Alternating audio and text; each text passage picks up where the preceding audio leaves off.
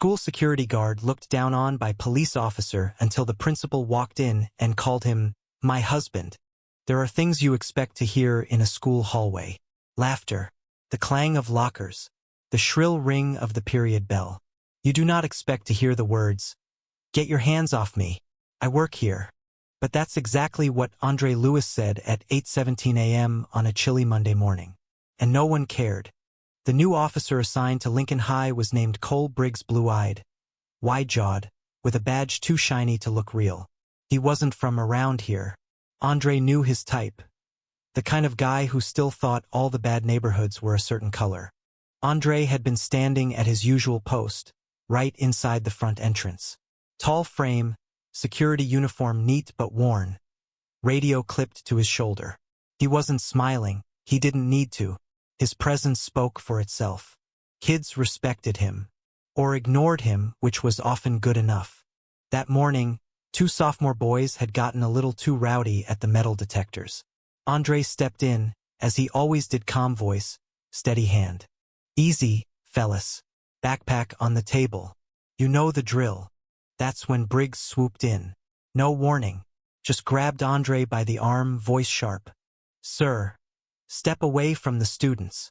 Andre turned slow, steady as ice melting. "Officer, I'm school security."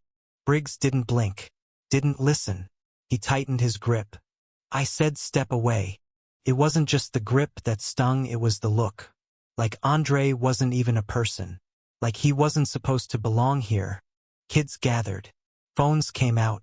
Whispered shock rippled through the crowd. But not one person stepped up. Not yet. Andre thought about saying more. Explaining himself. But he'd done that enough times in life already.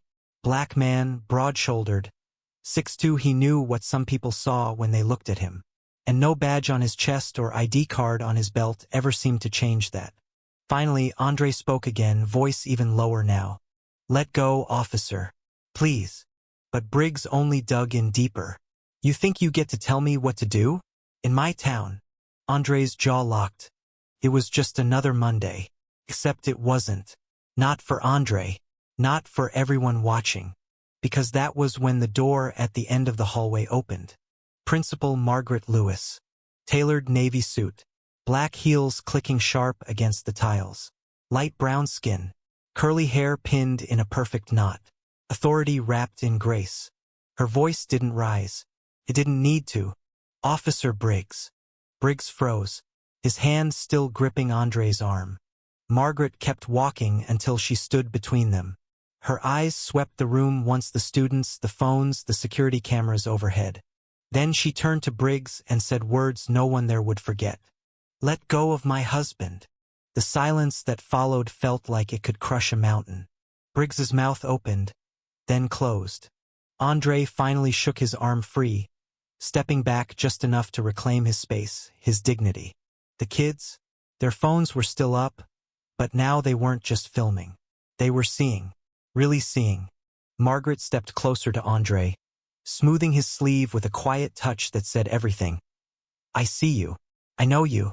And the rest of the school finally did too. You might think that was the end of it. A neat little scene, justice served. But life doesn't fold up that easy. After the hallway cleared, Margaret called Andre into her office. She closed the door, poured him coffee like she always did, black, 2 sugars. For a moment it felt almost normal. "I'm sorry," she said. He shook his head. "You didn't do anything wrong." Margaret's lips pressed together. "That's not the point." Andre let out a slow breath. His fingers traced the rim of the coffee cup. "Been a long time since it's felt like I belonged anywhere." Margaret didn't answer right away. Instead, she went to her desk, picked up a file. One of those slim blue folders filled with paperwork and district memos. She opened it, pulled out a single sheet, and slid it across the desk. Andre frowned. "What's this?" "Official staff listing," she said quietly. "Your name wasn't on it." His chest tightened. "I've been telling the board to update security roles for months," Margaret added. "You've been here 7 years, Andre. 7. But according to district records." "I'm invisible," Andre finished for her. His voice was rougher than he wanted it to be. Margaret reached for his hand. Not to me. That night, Andre sat at home, replaying it all. The grip on his arm. Margaret's voice. The way even the kids looked at him differently now. The city outside his window glowed gold and gray, lights and shadows. And for the first time in a long time, he didn't feel like just a shadow himself. Still, that wasn't the end of it. He knew that. If anything, it was just the beginning. Because change doesn't happen from one woman's voice in a hallway. Change happens when stories get told. When people decide not to look away. And tomorrow, Andre Lewis was going to make sure his story got told. The next morning, Andre wore his uniform a little sharper. He ironed the sleeves twice. Polished his boots. Margaret had kissed his cheek before they left home. The way she always did.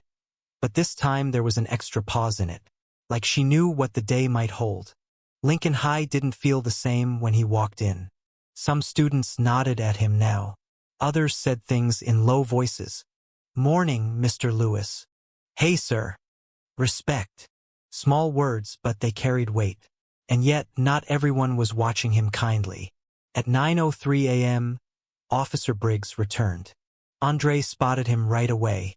The man's face was tight, jaw squared as if he'd swallowed something bitter. They met by the front entrance again, same as before. Only this time, Andre didn't step back. Morning, officer. Briggs looked him up and down. Security guard, he said flat.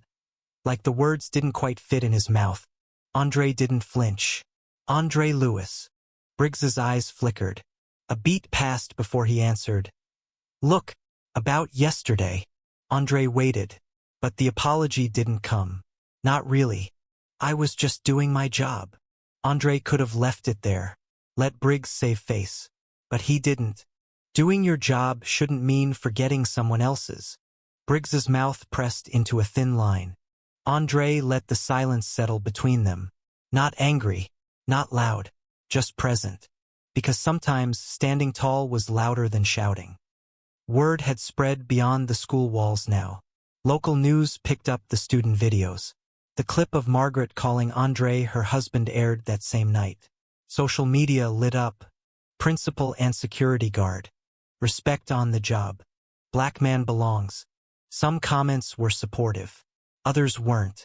But Andre didn't waste time reading them. He focused on the real work. That afternoon, in a staff meeting, Margaret brought Andre in front of everyone, teachers, janitors, lunch workers, aides.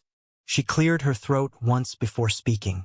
For 7 years, she said, Andre Lewis has kept our halls safe, not just by watching the doors, but by knowing the students, by showing up. She glanced at him, eyes bright. And it's time we make sure his role isn't just visible to us, but official. The room filled with quiet applause. A few people even stood. But then someone spoke up. A voice from the back. Mr. Carmichael, a history teacher, older white man with silver hair and a habit of thinking too loudly. Is that really necessary? He asked. I mean, we all appreciate Mr. Lewis. But formal roles, titles, it's just paperwork, right? Andre felt the old sting rise in his chest again. That edge of invisibility. But Margaret didn't miss a beat. It's not just paperwork, she said, firm. It's recognition. It's protection. Because when we don't write people's names down, we give others permission to forget them. The words hung in the air like a flag in the wind. Carmichael said nothing more. Over the next few weeks, Andre noticed more than just side glances changing. Teachers started asking his opinion about student issues, discipline cases, safety drills. Mr. Lewis, one counselor asked one day, do you think that student's in trouble or just acting out? Before, no one would have asked. And yet, it wasn't all easy. There were emails, complaints from parents. One in particular stuck with Andre. A message sent directly to Margaret. Why is the security guard getting so much attention? He's not a teacher. My kid says he's acting like he runs the place. Margaret showed it to Andre, her brow furrowed. You okay with me handling this? She asked. Andre gave a slow smile. You always have. Still, late that night, the words replayed in his head. Acting like he runs the place. Funny. Andre never wanted to run anything. He just wanted to be seen. To matter. And now he did. For better or worse. A month passed. Then came the call. It happened on a Wednesday, the kind of gray-skied afternoon that felt like nothing in particular until everything changed. Margaret was in a district meeting. Andre was by the front entrance as usual. That's when a student burst in, eyes wide. Fight. Up back. It's bad. Andre didn't wait. By the time he reached the rear parking lot, 2 boys were already on the ground, fists flying, others circling. But what really made his heart lurch was the crowd. Students filming. Not helping. Enough! Andre's voice boomed across the lot. The boys didn't listen. Andre moved fast, grabbing the first by his collar, pulling him back. He caught a fist in the ribs for his trouble, but he didn't stop. That's when Briggs showed up. Sirens flashing. Lights spinning red and blue across school windows. Briggs ran toward them, hand on his holster. "Back away!" he shouted. Andre didn't even think. He stepped in front of the nearest boy, arms wide. "Officer, they're just kids." Briggs's hand twitched toward his belt. For one terrible second, it felt like the hallway all over again. That frozen moment between breath and disaster. But this time, things were different. Margaret appeared, heels clicking fast behind them. Her voice sharp as glass. "Officer Briggs, stand down." The command hit hard. This wasn't just a wife speaking now. This was the principal. The authority. Briggs froze. The fight was already breaking up. Teachers rushing in. Students pulling each other back. Andre let out a breath he hadn't known he was holding. Margaret reached his side, her hand light on his shoulder. "You okay?" Andre nodded slowly. "Yeah, we're good." That night, after the dust settled, Andre and Margaret sat together on their front porch. Cool air. City lights flickering in the distance. Margaret handed him a cup of coffee. Black, 2 sugars. Andre took a sip, then set it down. "You think it'll ever stop?" he asked. "The fights?" she said softly. "No, the other stuff." He waved a hand meaning everything. The looks, the doubt, the weight he carried every time he put on that uniform. Margaret didn't answer right away. Then she leaned against him, her voice warm against the night air. "I don't know if it ever stops, but I do know. We don't carry it alone." Andre closed his eyes for a moment, breathing in the truth of that. Not alone. Never again. 2 days later, Lincoln High held an assembly. Not for discipline, not for punishment, but for honor. Margaret stood on the stage, microphone in hand.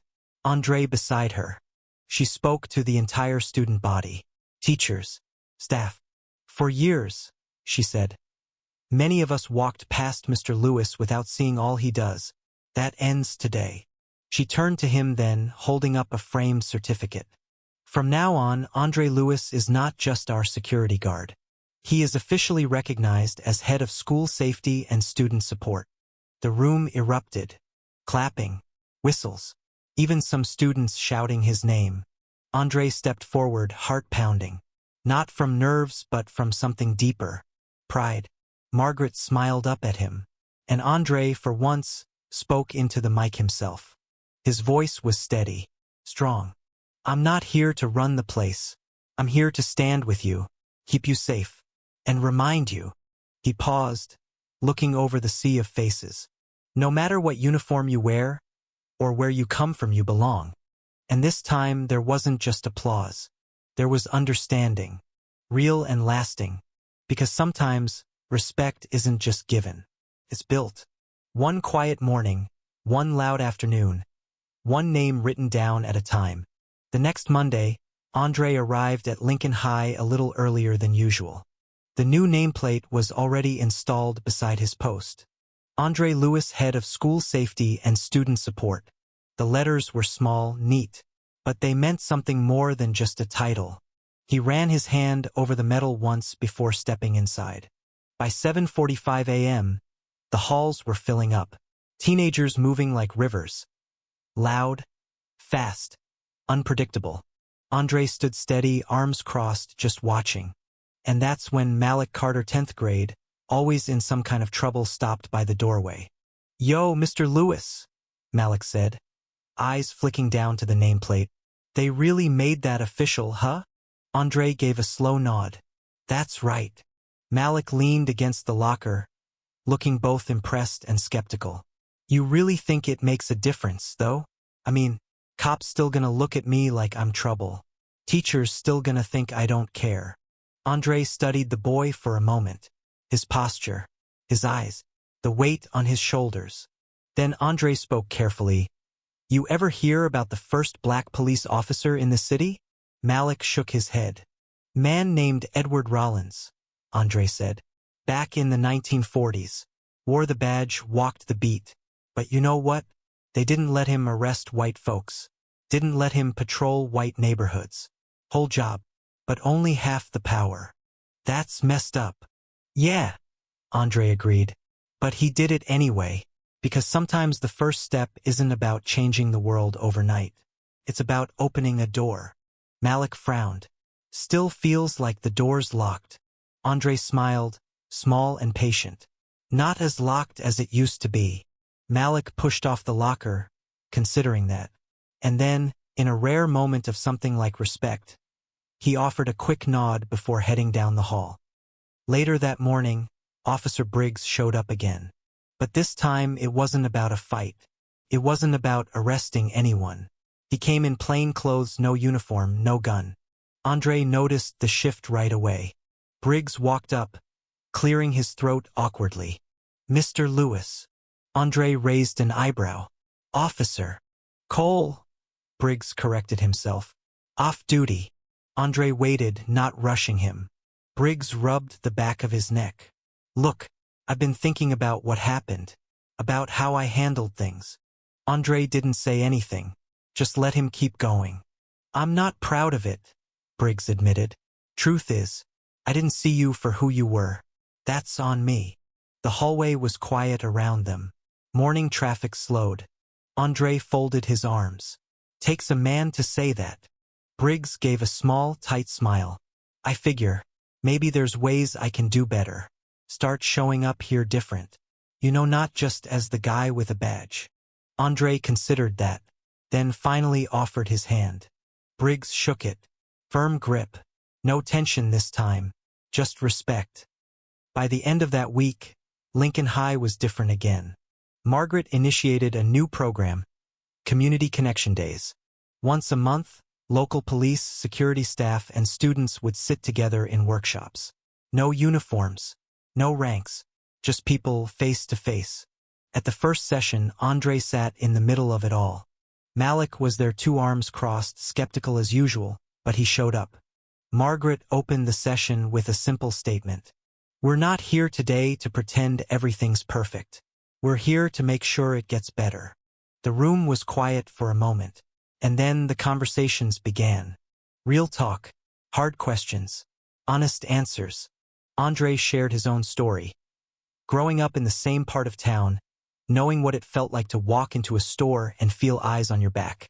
Knowing what it felt like to have to prove yourself twice as hard. Students listened. Officers listened. It wasn't magic. It wasn't a fix-all.